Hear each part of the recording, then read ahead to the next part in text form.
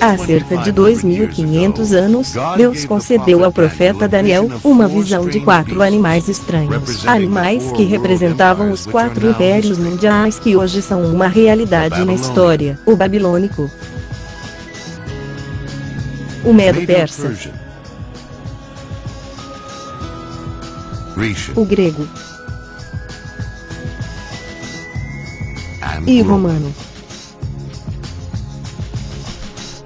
A visão de Daniel predizia tantos detalhes sobre esses impérios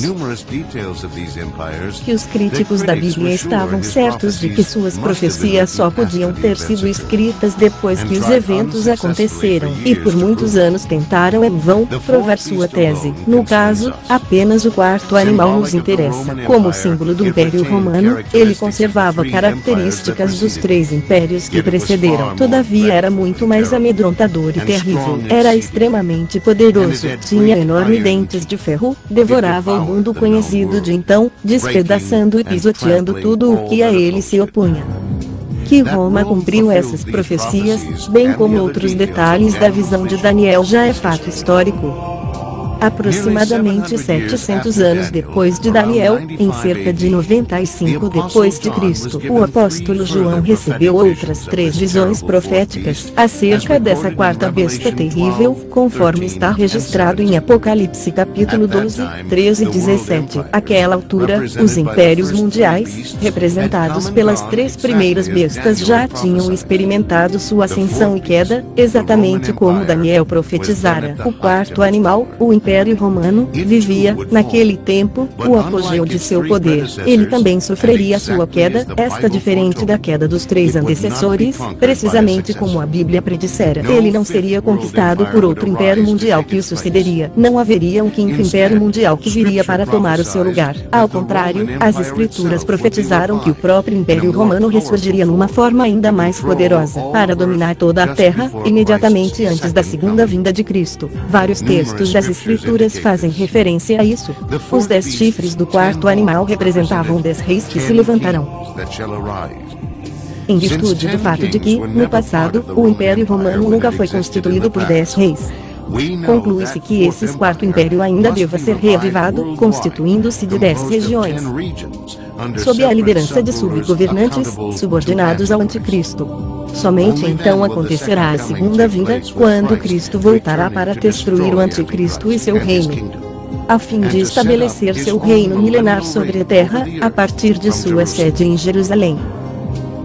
Então, será, de fato, revelado o ínico, a quem o Senhor Jesus matará com o sopro de sua boca e destruirá pela manifestação de sua vinda. Ora, o aparecimento do ínico é segundo a eficácia de Satanás, com todo o poder, e sinais, prodígios da mentira. 2 Tessalonicenses capítulo 2 versos 8, 9. Os capítulos 12, 13 e 14 de Zacarias profetizam esses eventos com muita clareza. De igual modo profetizou Daniel: uma pedra, que é Cristo, foi cortada sem auxílio de mãos, feriu a estátua nos pés de ferro e de barro, os quais se fizeram como a palha das eiras no estio, e o vento os levou, mas a pedra que feriu a estátua se tornou em grande montanha, isto é, o reino de Cristo, que encheu toda a terra. Daniel capítulo 2 versos 34 e 35. Quando isso vai acontecer, o versículo 44 esclarece: mas, nos dias destes reis, o Deus do céu suscitará um reino que não será jamais destruído. Daniel capítulo 2 versos 44. Primeiro, o reino mundial do Anticristo, ou seja, o Império Romano reavivado sob a liderança de 10 líderes, cabeças, deve ser estabelecido. Em seguida, Cristo destrói e estabelece o seu próprio reino. É interessante que o mundo atual já está dividido em 10 regiões pelo Clube de Roma. Uma divisão que já se aplica por acordo mútuo, nos âmbitos da informática e do sistema financeiro. João teve a visão desse 4º animal por 3 vezes, a primeira, como um dragão vermelho que procurava destruir a Israel. E eis um dragão, grande, vermelho, com 7 cabeças, 10 chifres e, nas cabeças, 7 diademas, e foi expulso, do céu, o grande dragão, a antiga serpente, que se chama Diabo e Satanás, o sedutor de todo o mundo. Apocalipse capítulo 12 versos 3 e 9.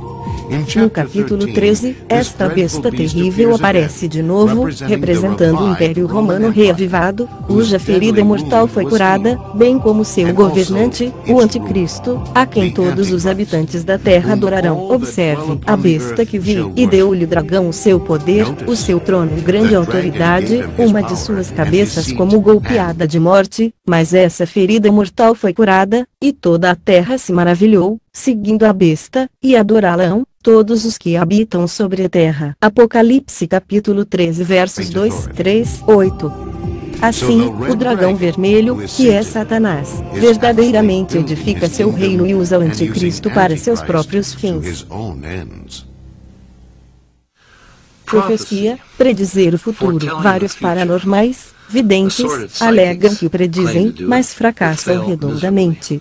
A profecia também não se encontra no Alcorão, nem nos Vedas hindus, ou no Bhagavad Gita, nem mesmo nos ditos de Buda, Confúcio, Maomé, muito menos no livro de Mormon, ou nos escritos de Mary Baker Eddy e outros mais. A Bíblia é a única que prediz o futuro com fidedignidade. Cerca de 30% da palavra de Deus se compõe de centenas de profecias específicas e um recorde de 100% de exatidão. Estes não se revestem daquela linguagem ambígua das quadras francesas de Nostradamus.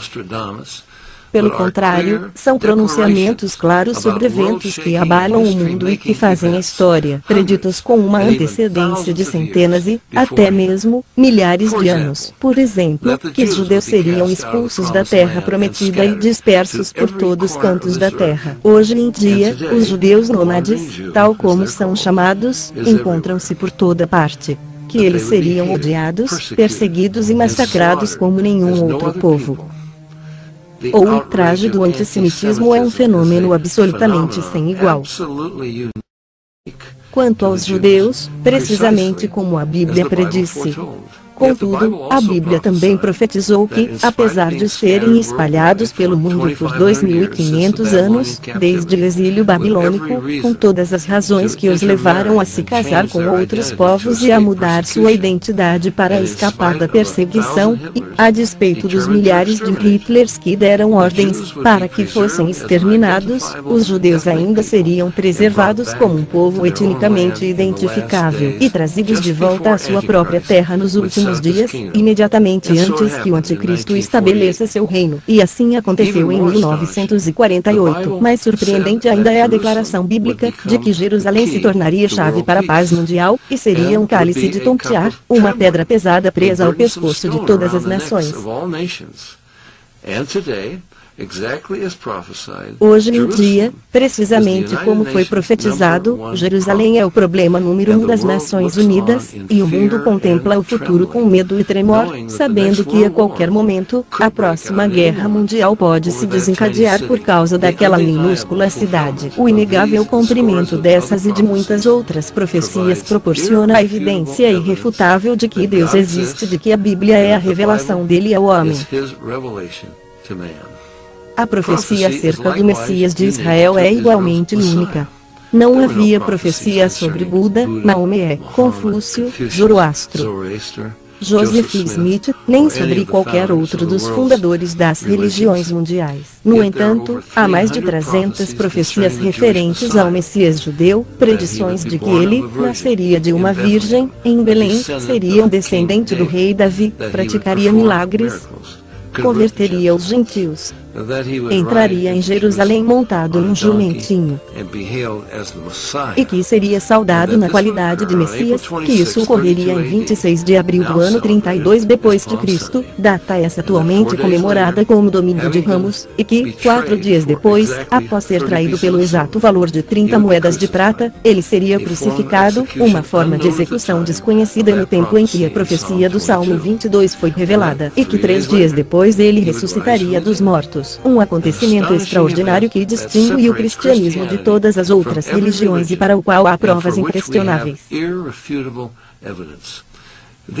Essas são apenas algumas das profecias acerca do Messias, profecias tão numerosas e específicas, e seu cumprimento na vida, morte e ressurreição de Jesus Cristo é tão incontestável, que ninguém honestamente pode negar o fato de que ele é o profetizado Salvador dos pecadores. E a Bíblia diz que ele está para voltar à terra, a fim de exercer juízo. O cumprimento integral, 100%, das profecias bíblicas, perfeitamente dentro do cronograma, é para nós a garantia de cumprimento daquelas que ainda estão por se cumprir. O último livro da Bíblia contém dezenas de profecias que ainda estão por se cumprir, registradas uma série de visões concedidas ao apóstolo João. Há 3 visões da quarta besta, as quais representam Satanás, o Anticristo, e o Império Romano restaurado sobre o qual o Anticristo governará. Entretanto, há outra figura intrigante, que chega a ganhar mais espaço e notoriedade do que a besta, uma mulher misteriosa. Na terceira visão que João tem dessa besta escarlate, com 7 cabeças e 10 chifres, uma mulher está montada na besta. O detalhe é que não se trata de um rodeio em que o animal tenta derrubá-la, pelo contrário, ela se senta descontraída e à vontade, por certo uma personagem fundamental no desenrolar da cena dramática do governo do Anticristo, sobre o Império Romano reavivado. Em primeiro lugar, ela é uma cidade edificada sobre 7 montes. As 7 cabeças da besta são 7 montes, ou 7 colinas, nos quais a mulher está sentada. Várias cidades estão situadas sobre 7 montes, porém a visão de João exclui todas elas, com exceção de uma. Na fronte da mulher estão escritas as palavras, Mistério, Babilônia. Saddam Hussein começou a reconstrução da antiga cidade de Babilônia no Iraque, a cidade sede do primeiro Império Mundial. Hoje em dia, apesar de Saddam não estar mais no governo do Iraque, de ter sido interrompida a construção, muitos líderes cristãos ensinam que a mulher é essa cidade, reconstruída como a sede mundial do Anticristo. Todavia, a Bíblia diz que o quarto império sediado em Roma é que será restaurado, não o Império Babilônico. E a cidade de Babilônia não foi edificada sobre 7 montes, mas Roma foi, além do que tem sido, conhecida universalmente como a cidade das 7 colinas. A Enciclopédia Católica declara, e dentro da cidade de Roma, denominada de Cidade dos 7 Montes, que a área total do Estado do Vaticano propriamente dito, está atualmente restrita. É interessante que Roma também era conhecida como Babilônia. O apologista católico Calqueaquin escreve, Babilônia é uma palavra código para Roma. O termo é usado nesse sentido por 6 vezes no último livro da Bíblia e na literatura extra-bíblica, tais como os oráculos biblinos, 559 f, o Apocalipse de Baruque, L, e 4 Esdras, 3, 1, Eusébio Panfilho, ao escrever por volta do ano 303 d.C., observou que Pedro referiu-se figuradamente a Roma, como Babilônia. Será que Roma poderia ser a mulher montada na besta? Isso faria sentido, já que a besta na qual ela monta é o Império Romano reavivado. Essa mulher também é chamada de a Grande Meretriz, com quem os reis da terra se prostituíram. É óbvio que uma prostituição literal seria impossível para uma cidade.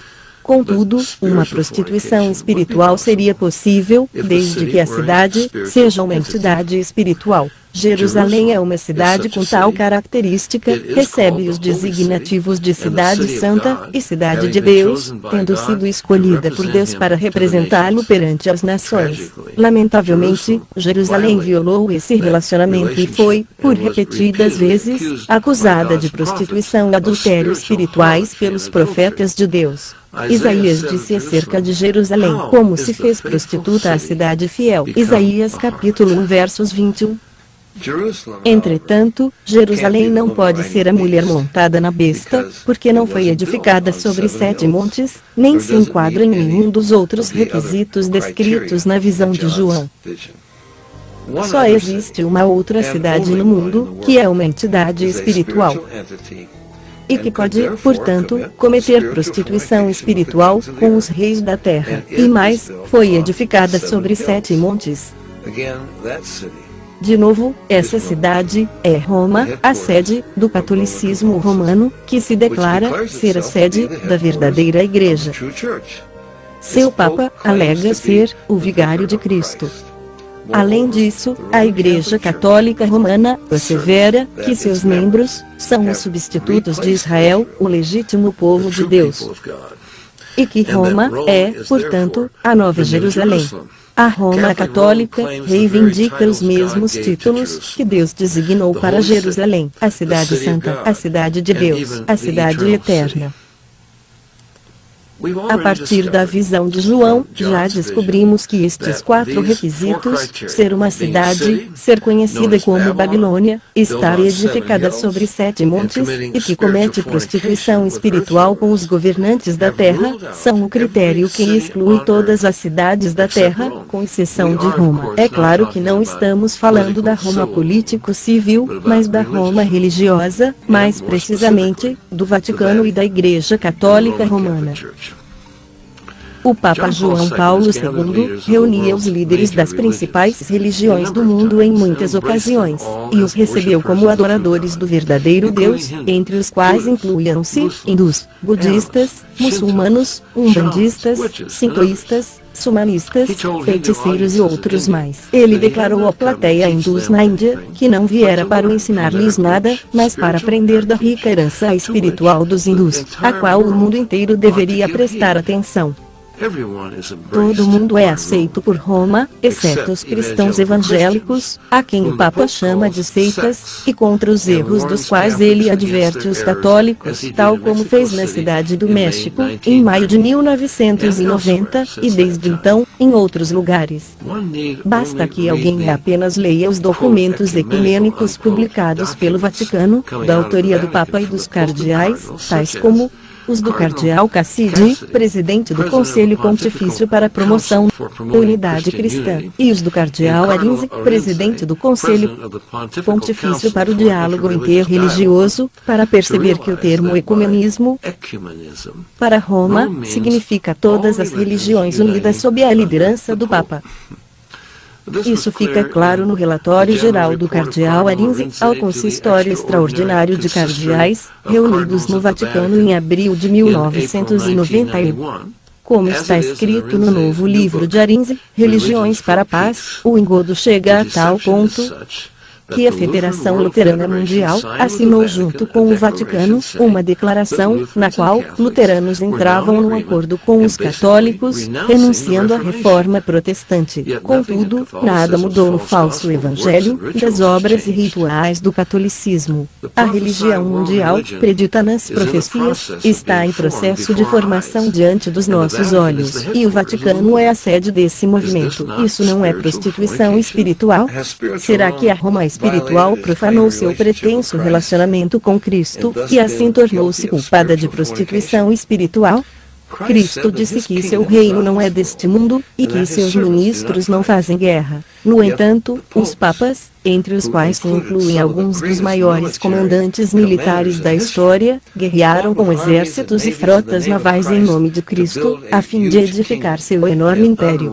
Um inigualável império mundial repleto de propriedades, riquezas e influência política que é exatamente deste mundo. Eles frequentemente entram em acordo com imperadores, reis e príncipes, caracterizando assim sua prostituição espiritual. Alegando ser a noiva de Cristo, a Igreja Católica Romana tem ido para a cama com governantes ímpios ao longo da história. Em épocas ainda recentes, houve até mesmo aliança com Mussolini e Hitler. O Vaticano literalmente colocou Mussolini no governo. O Papa Pio XI e seus cardeais vieram exaltá-lo como um homem escolhido por Deus e proibiram os católicos romanos de se oporem a ele politicamente. Em troca, Mussolini assinou em 1929 a concordata com o Vaticano, que oficializava o catolicismo romano como a única religião na Itália. O Vaticano recebeu por isso 750 milhões de liras em dinheiro e 1 bilhão em títulos do Estado. O dinheiro do Vaticano ajudou a patrocinar a fundação do Partido Nazista. E em 1933, o Vaticano fez uma concordata semelhante com Hitler, que levou o Vaticano a receber centenas de milhões de marcos alemães do regime nazista durante a Segunda Guerra Mundial. Não se pode pedir exemplos mais claros de prostituição com os reis da terra. Cristo nunca juntou forças com César, Pedro também não o fez, nem Paulo. Porém, a Igreja Católica Romana tem se envolvido continuamente em relacionamentos ilícitos com governantes seculares até o presente momento. O acordo entre Reagan, ex-presidente dos Estados Unidos, e o Papa João Paulo II, entre a CIA e o pretenso vigário de Cristo, só pode ser chamado de prostituição espiritual. Infringe tudo o que Cristo ensinou acerca de sua igreja não ser deste mundo. Alexander Haig, ex-secretário de Estado americano, admitiu: o Departamento de Informações do Vaticano era absolutamente melhor e mais rápido do que o nosso, em todos os aspectos. Alexander Haig. O adido do Vaticano na Casa Branca, arcebispo Pio Megui, vivia a lembrar aos funcionários americanos: ouçam o Santo Padre. Temos 2000 anos de experiência nisso. 2000 anos de intrigas políticas, das quais o Vaticano é nitidamente o mestre. Isso dificilmente era o que Cristo tinha em mente. O ex-líder soviético Mikhail Gorbachev intitulou o Papa de a maior autoridade espiritual da Terra. Gorbachev sintetizou o poder terreno da Igreja Católica Romana ao declarar: o Papa João Paulo II desempenhou um importante papel político durante o colapso do comunismo no leste europeu. Os eventos ocorridos no leste europeu talvez não tivessem sido possíveis sem a presença desse Papa, sem o magnífico papel que ele soube desempenhar no cenário mundial. Mikhail Gorbachev.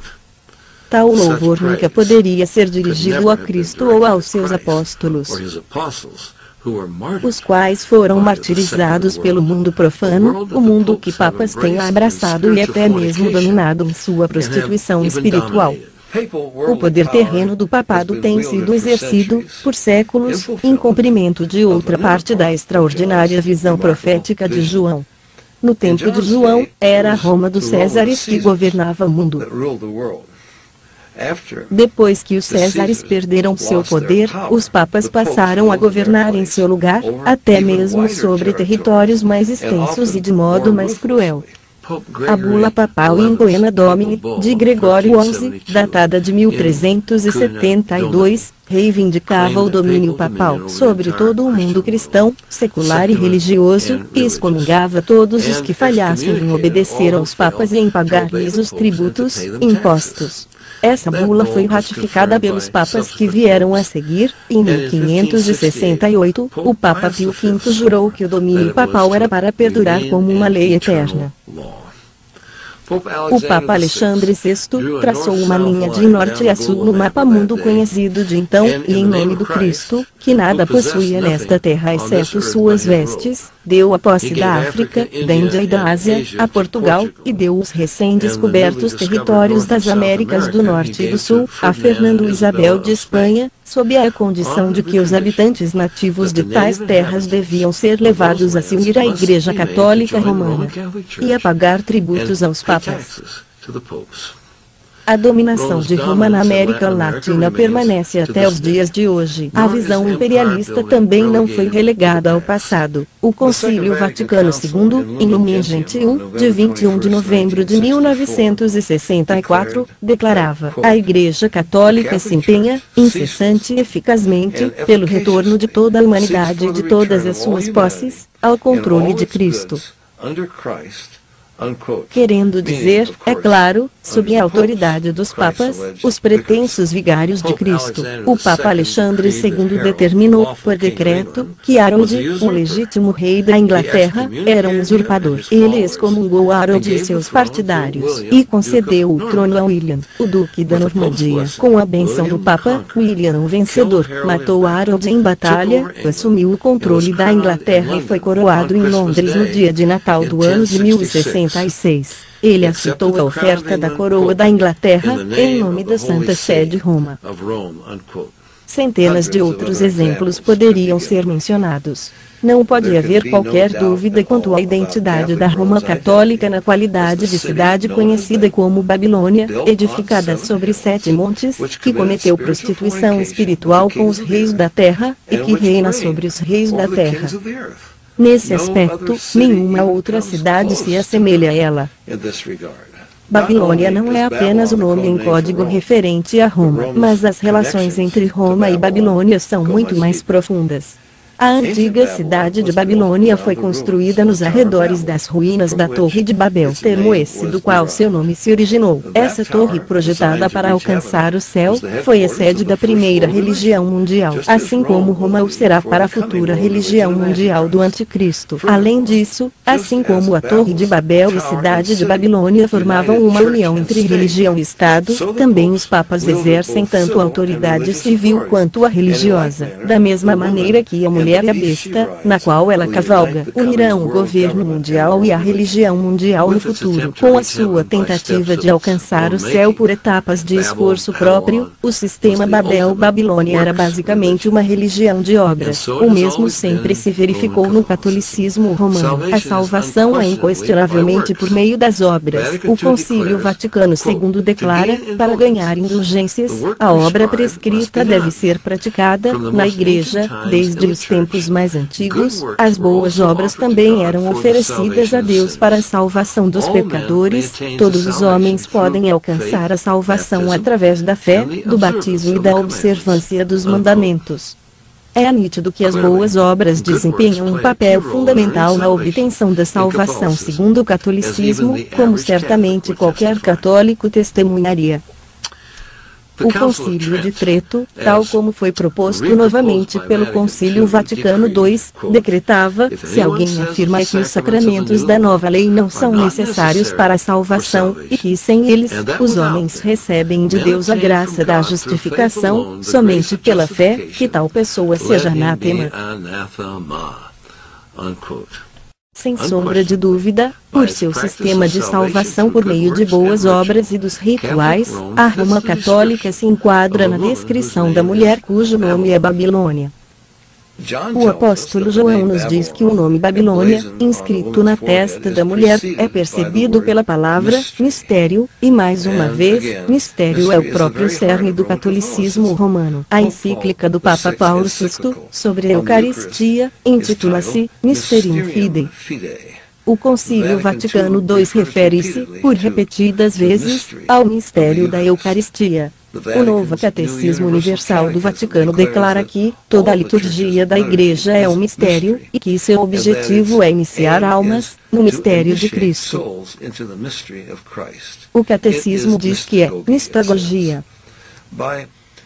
Ao reivindicar ser a guardiã de um mistério, que somente seus sacerdotes e bispos podem mediar, a Igreja Católica Romana mantém seus membros na dependência do clero, em vez de dependerem de Cristo, para sua salvação. João observa que a mulher montada na besta está vestida de púrpura e de escarlate, de novo, as cores oficiais dos Césares romanos, e também da hierarquia clerical católico romana. A Enciclopédia Católica declara, a batina, também chamada de sotaina. O hábito talar, ou toga, ajustado ao corpo, cujo comprimento desce até o calcanhar, usado pelo clero, como seu traje oficial. A cor para os bispos e outros prelados é a púrpura, isto é roxo, para cardeais a escarlate, isto é, vermelho vivo. A mulher montada na besta traz um cálice de ouro na mão. Um cálice de ouro é usado na Eucaristia ou missa, e vem a ser o utensílio mais sagrado do catolicismo romano. João percebe que esse cálice de ouro transbordava de abominações e com as imundícias da sua prostituição. Seria essa a avaliação bíblica do sacrifício da missa, que é o próprio cerne do catolicismo romano? Centenas de milhares de crentes em Cristo, ao longo da história tinham tal convicção, os quais foram amarrados a postes e queimados vivos por se recusarem a participar do sacrifício da missa, participação essa que eles sinceramente consideravam a maior abominação concebível. Por quê? Porque alega ser literalmente a oferta sacrificial do corpo e do sangue de Cristo, apresentada por repetidas vezes, enquanto a Bíblia claramente afirma que o sacrifício de Cristo na cruz foi consumado de uma vez por todas, para nunca mais ser repetido. Cito o texto.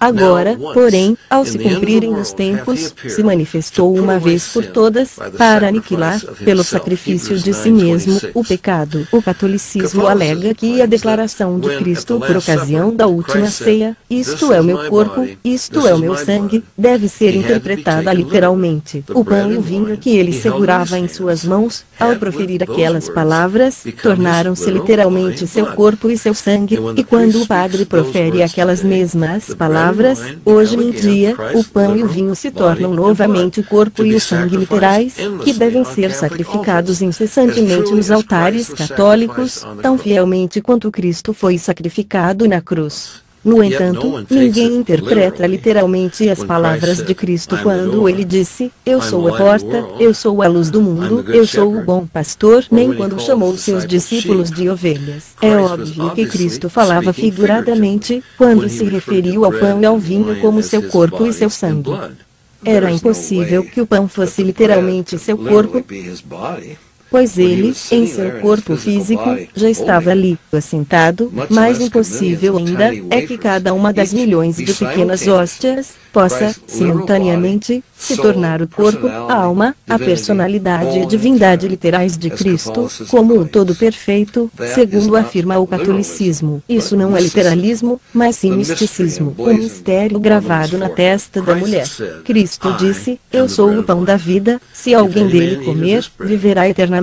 João capítulo 6 versos 48 e 51. Entretanto, ele não se referia ao pão físico, nem se referia à vida e à morte físicas. Há outro erro grave nessa questão. O Concílio Vaticano II declara, na última ceia, nosso Salvador instituiu o sacrifício eucarístico de seu corpo e sangue. O Concílio de Trento é da mesma opinião de que Cristo, na ocasião da última ceia, ofereceu a Deus, o Pai, seu próprio corpo e sangue sob a forma de pão e vinho. Se for assim, conclui-se que ele foi sacrificado pelos pecados do mundo na última ceia, antes que fosse pregado na cruz, o que é uma heresia grosseira. Na verdade, ele nem precisava suportar literalmente o sofrimento físico da morte de cruz, já que os sacerdotes católicos, segundo alegam, podem realmente transformar pão e vinho em corpo e sangue autênticos de Cristo, e oferecê-los como um sacrifício propiciatório nos seus altares. O Dicionário Católico de Bolso afirma, a missa é um autêntico sacrifício propiciatório pelo qual o Senhor é apaziguado, concede graça, e perdoa delitos e pecados. O Concílio de Trento declarou, a Eucaristia é o único e verdadeiro sacrifício. Se esse é o caso, a cruz literal não era necessária. Evidentemente, o catolicismo ensina que a cruz é essencial, todavia rebaixa a cruz ao mesmo nível de importância da missa, declarando que o sacrifício de Cristo na cruz só é eficaz pela sua repetição na missa, e neste caso, apenas parcialmente, cada vez que a missa for repetida. São necessárias muitas repetições da missa, para levar uma alma ao céu. Na realidade, nem o próprio Papa tem condições de dizer quantas missas são necessárias, segundo explica o Dicionário Católico de Bolso. Finalmente, a missa é o meio divinamente ordenado de aplicar os méritos do Calvário. Cristo conquistou pelo mundo todas as graças que este necessita para salvação e santificação. Porém, essas bênçãos são conferidas gradual e continuamente a partir do Calvário, e principalmente, através da missa. O padre é indispensável, já que somente ele, por seus poderes, pode transformar os elementos do pão e do vinho em corpo e sangue de Cristo. Quanto mais sacrifícios são oferecidos, mais benefícios são concedidos. Em outras palavras, o sacrifício de Cristo até agora não está completo, porém ainda está em processo por meio da missa. O Concílio Vaticano II afirma, pois no sacrifício da missa, Nosso Senhor é imolado. A missa é um sacrifício no qual o sacrifício da cruz é perpetuado. O Dicionário Católico de Bolso esclarece que, na missa, Cristo oferece a si mesmo, de modo tão real quanto fez no Calvário. Mas, então, o que Cristo queria dizer, quando bradou em triunfo, está consumado? A Bíblia declara que o próprio fato de que os sacrifícios do Antigo Testamento tinham de ser repetidos diariamente era uma prova de que nunca poderiam remover o pecado. Em comparação, Jesus, porém, tendo oferecido para sempre um único sacrifício pelos pecados, assentou-se à destra de Deus, porque, com uma única oferta, aperfeiçoou para sempre quantos estão sendo santificados. Ora, já não há mais oferta pelo pecado. Há uma enorme diferença entre o Cristo da Bíblia e o Cristo do catolicismo, o qual ainda está sendo sacrificado e sofre perpetuamente. Numa tentativa de suavizar esse erro, o Concílio Vaticano II justifica que, na missa, Cristo perpetua de uma maneira não sangrenta o sacrifício oferecido na cruz. Entretanto, a Bíblia nitidamente declara: sem derramamento de sangue não há remissão de pecados. Hebreus capítulo 9 versos 22. Por isso, os sacrifícios sem sangue da missa, desprovido daquele sofrimento real por parte de Cristo, não pode remover o pecado. O catolicismo explica que Cristo não está sendo, de fato, sacrificado por muitas e muitas vezes, mas que seu sacrifício na cruz está sendo reapresentado ou feito presente. Tal afirmação não faz sentido. Um acontecimento que se concretizou no passado não pode ser feito presente. Além disso, se o evento passado cumpriu seu propósito, não há razão para querer perpetuá-lo no presente, ainda que isso pudesse ser feito. Por exemplo, se um benfeitor paga ao credor a dívida de alguém, a dívida se foi para sempre. Não faria nenhum sentido falar-se em reapresentar, tornar a pôr em vigor, nem em perpetuar o pagamento no presente. A dívida foi paga numa transação que foi efetuada e concretizada no passado. Alguém poderia muito bem se lembrar, com gratidão, do pagamento que foi efetuado. Todavia, não haveria efeito capaz de revalidar a dívida, visto que não há mais nenhum débito a ser pago. O mesmo se deu com o pagamento que Cristo efetuou pelos nossos pecados na cruz. No momento em que morria, Jesus exclamou: "Está consumado", usando o termo grego tetelestai, o qual significa que a dívida fora totalmente paga. Contudo, o novo catecismo da Igreja Católica diz: como sacrifício, a Eucaristia é também oferecida em ressarcimento pelos pecados dos vivos e dos mortos, bem como para obter benefícios espirituais ou temporais da parte de Deus.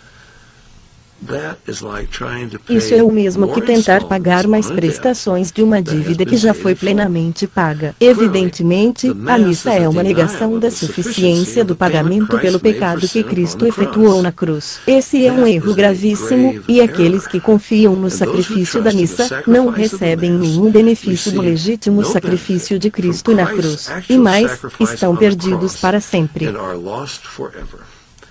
A fim de dar continuidade à obra da redenção, o sacerdócio católico pretexta realizar o milagre da transubstanciação, transformar o pão e o vinho no corpo e no sangue de Cristo, por trás do aspecto externo de pão e vinho que permanece.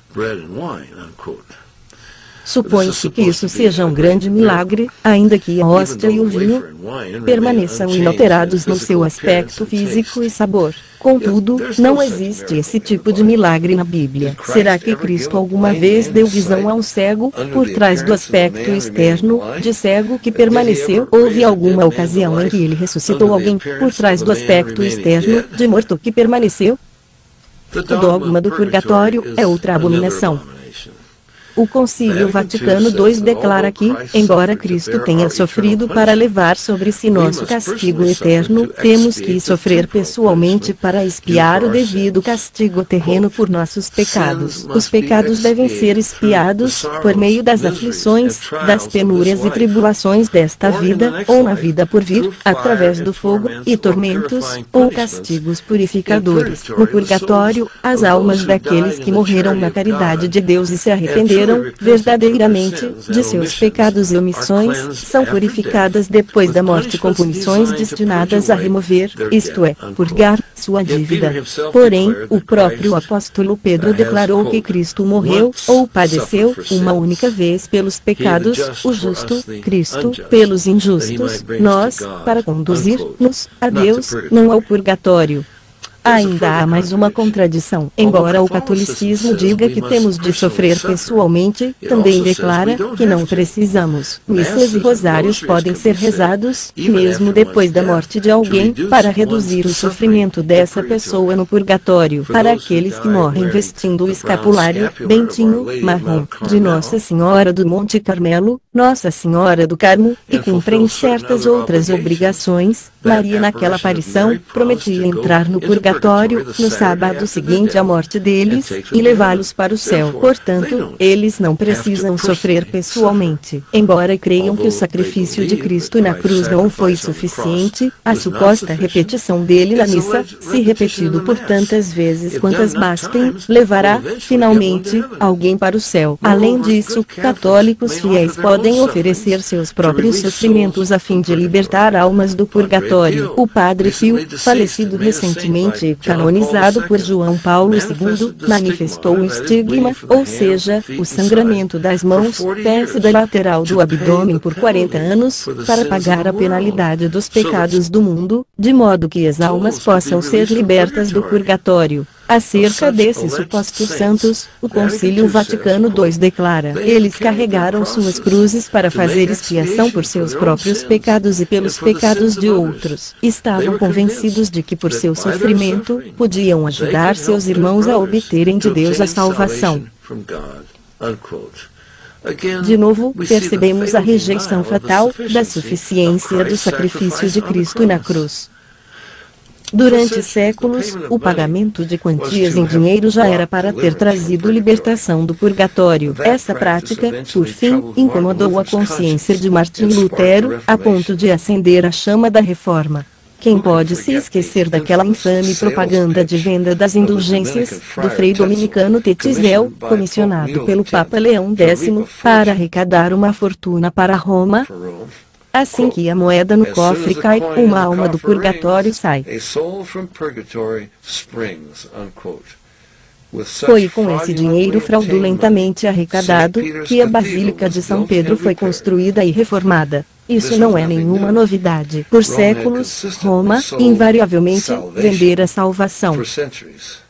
Os papas publicavam listas de todos os crimes, desde incesto a assassinato encomendado, com os respectivos preços cobrados pela Igreja, para conceder absolvição. Por exemplo, um diácono culpado de assassinato poderia ser absolvido pelo preço de 20 coroas. Os malfeitores ungidos, tal como eram denominados, após receberem o perdão da Igreja, não podiam mais ser processados pelas autoridades civis, porque a Igreja reinava com absoluta supremacia. Aqui está mais uma das abominações que enchem o cálice de ouro daquela mulher: vender ingressos para o céu, os quais na realidade enviam as pessoas para o inferno.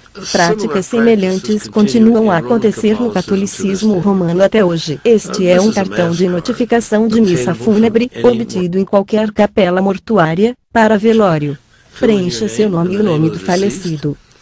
Em troca de uma oferta, o padre colocará o cartão sobre o altar no momento em que rezar a missa, para supostamente reduzir o tempo de sofrimento do falecido, no purgatório. Por razões óbvias, a Igreja não oferece nenhuma garantia da quantidade de sofrimento que será abreviado, nem quantas missas ainda devem ser rezadas para que os portões do céu se abram. Consequentemente, muitas missas são pagas, isto é, compradas, na esperança de que, no fim, sejam suficientes. Um amigo me contou que no funeral de seu pai foram gastos mais de $2.000 na aquisição de cartões de missa fúnebre. O Concílio Vaticano II declara: a Igreja ensina e ordena que o uso de indulgências, uma prática muitíssimo proveitosa para os cristãos e aprovada pela autoridade dos Sagrados Concílios, deva ser mantida na Igreja, bem como condena sob anátema aqueles que afirmam que as indulgências são inúteis ou que a Igreja não tem poder para concedê-las. Alguns católicos alegam que não creem em purgatório nem em indulgências, a despeito do que a Igreja diga. Porém, se eles não temem os anátemas da sua Igreja, que os condenam ao inferno, porque tais pessoas ainda confiam nas promessas da Igreja de levá-las ao céu? Existem 20 regras complexas que regem a prática das indulgências. A regra 17 explica que o uso de um crucifixo, um rosário, um escapulário, ou uma medalha, pode ser recompensado com uma indulgência parcial. Entretanto, se esse objeto de piedade for abençoado pelo Papa ou por qualquer bispo, o fiel que dele faz uso com devoção, também pode receber uma indulgência plenária, total, nos dias de São Pedro e São Paulo. Aqui está outra abominação que enche aquele cálice de ouro. Que espécie de Deus concede favores especiais àqueles que possuem um escapulário, uma medalha abençoada por um padre ou um bispo, usada no dia de São Pedro ou no dia de São Paulo? Lembre-se que a Igreja Católica diz que tais objetos têm o poder de proporcionar aquilo que os sofrimentos de Cristo na cruz não puderam. Por falar em abominações, essa mulher é chamada de a mãe das meretrizes.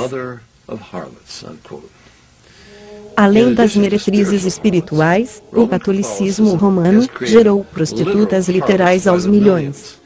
Inúmeros padres, bispos, cardeais e papas celibatários, ao longo da história, tiveram suas amantes. Houve papas que foram filhos de outros papas supostamente celibatários. O Papa Silvério era filho do Papa Hormisdas, e João XI era filho de Sérgio III. Na lista de bastardos que governaram a Igreja, encontram-se os papas Bonifácio I, Gelásio, Agapito, Teodoro, Adriano IV e outros mais. Não é de admirar que o Papa Pio II, que também foi pai de filhos ilegítimos, tenha dito que Roma era a única cidade dirigida por bastardos.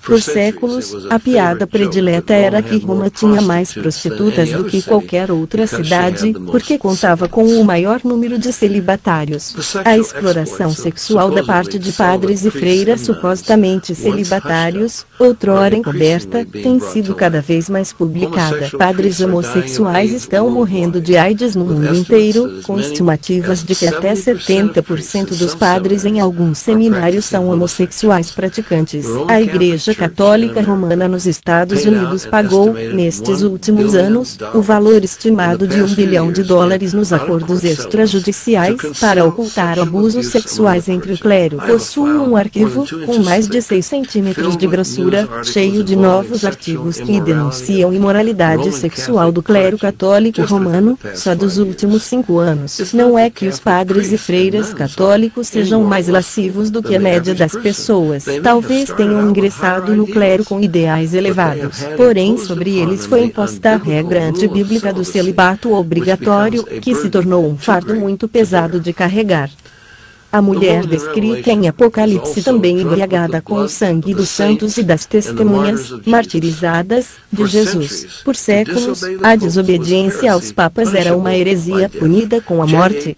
J.H. Ignaz von Dollinger, um proeminente professor de História da Igreja, confessou, desde 1183, o parecer da Igreja fora, de que todo o afastamento do ensino da Igreja deve ser punido com a morte, e a morte mais cruel, pelo fogo. Durante 1000 anos antes da Reforma, houve cristãos que se recusaram a prestar submissão a Roma, os quais foram massacrados aos milhões. Todo mundo já ouvia falar das cruzadas para reconquistar a Terra Santa. Porém, o que poucos sabem é que cruzadas ainda maiores e mais numerosas foram empreendidas numa luta para exterminar crentes em Cristo em toda a Europa, os quais, por motivo de consciência para com Deus e de obediência à Bíblia, não se submeteram à autoridade dos papas, nem adotariam as heresias de Roma. Sobre esses mártires, o historiador Will Durant escreveu: eles estavam certos de que a Igreja Romana era a prostituta de Babilônia. Will Durant. Esse era o ponto de vista dos reformadores registrado nas declarações de fé da Reforma. Dificilmente alguém poderia chegar a outra conclusão a partir da visão do apóstolo João. Contudo, tal ponto de vista vem sendo abandonado, e até mesmo ridicularizado por evangélicos em favor do ecumenismo.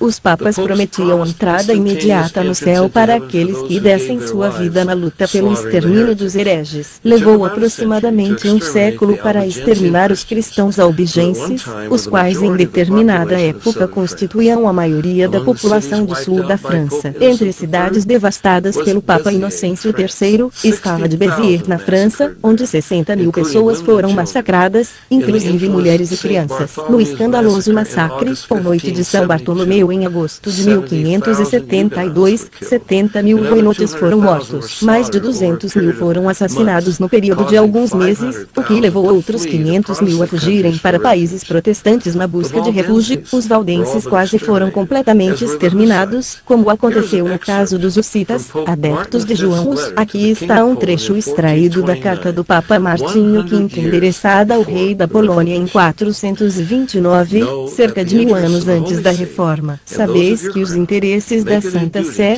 os de vossa coroa, tornam um dever o extermínio dos hussitas. Lembrai-vos de que essas pessoas ímpias atrevem-se ao proclamar princípios de igualdade, que todos os cristãos são irmãos, que Cristo veio à terra a fim de abolir a escravidão, conclamam o povo à liberdade. Portanto, enquanto ainda há tempo, dirigi vossas forças contra a Boêmia, queimai, massacrai, fazei desolações por toda parte, pois nada poderia ser mais agradável a Deus ou mais útil à causa dos reis, do que o extermínio dos hussitas. Não temos tempo para mencionar o horror das torturas e assassinatos ordenados pela Inquisição, os quais por séculos aterrorizaram a Europa. Não houve cidade na terra que tenha derramado mais sangue, tanto de crentes em Cristo, quanto de judeus, do que a cidade de Roma. A Roma pagã lançou os cristãos aos leões, e os matou em perseguições periódicas, durante os 3 primeiros séculos depois de Cristo.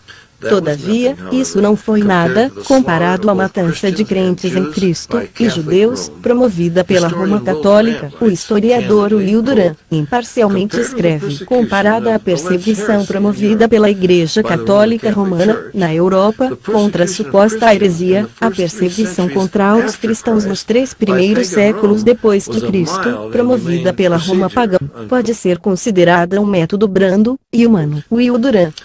Sim, essa mulher, de fato, está embriagada com o sangue dos santos e com o sangue das testemunhas de Jesus. E nenhuma outra cidade chega aos pés de Roma, nesse sentido. O fato de que é uma mulher que está montada na besta, também sugere tratar-se do catolicismo romano, no qual a figura principal é a de uma mulher, uma Maria, supostamente impecável, isto é, imaculada, eternamente virgem e onipotente, que Roma inventou e adora. Os católicos negam que adoram Maria, e insistem que a devoção e honra que prestam a ela, é de qualidade inferior àquela que prestam a Deus, o Pai, ao Filho e ao Espírito, talvez em teoria, mas não na prática. Há milhares de santuários enormes e pomposos dedicados a Maria, ao redor do mundo. Só na França são aproximadamente 1000, visitados por centenas de milhões de pessoas a cada ano. Contudo, há pouquíssimos santuários dedicados a Cristo, e os que existem, geralmente são muito pequenos e pouco visitados. Os peregrinos dirigem-se aos santuários de Maria, a fim de pedir sua ajuda e proteção. Tanto o Novo Catecismo Universal da Igreja Católica, quanto o Concílio Vaticano II, declaram, desde os tempos mais antigos, a Virgem Bendita tem sido honrada com o título de Mãe de Deus, a quem os fiéis recorrem na busca de proteção, em meio a todos os perigos e necessidades. Por que recorrer à proteção dela, quando a proteção de Deus está a nosso dispor? E mais, se essa Maria católica pode realmente proteger todos os católicos de qualquer perigo e suprir todas as suas necessidades, então ela deve ser, no mínimo, tão poderosa quanto Deus, além de ser aparentemente mais compassiva, porque pelo menos 100 vezes mais orações são feitas diretamente a Maria, talvez até 1000 vezes mais orações, do que o número de orações dirigido ao Pai e a Cristo, juntos. Cristo, não Maria, quem morreu pelos nossos pecados. Será que ele não provou o seu amor? Ele diz, se alguém tem sede, venha a mim e beba. O que vem a mim, de modo nenhum o lançarei fora. Eu lhes, as ovelhas de Cristo, dou a vida eterna. Jamais perecerão, e ninguém as arrebatará da minha mão. Quem crê em mim, tem a vida eterna. No entanto, os católicos se voltam para Maria. A oração católica mais rezada, o Rosário, Salve Rainha, clama por ajuda Maria, a qual é chamada de Mãe de Misericórdia, vida, doçura e esperança nossa. A Bíblia diz que Cristo é a nossa vida e a nossa esperança, e seguramente, a misericórdia de Deus já fora estendida à humanidade, muito antes que Maria nascesse, de modo que dificilmente ela poderia ser a mãe da misericórdia. A Maria católica não é a Maria da Bíblia. Pelo contrário, para dizer a verdade, é a mulher montada na besta. Ela tem aparecido no mundo todo, em milhares de aparições, oferecendo seu plano de paz para o mundo. Milhões de pessoas depositam sua confiança e fé nela, em vez de depositarem-na em Cristo.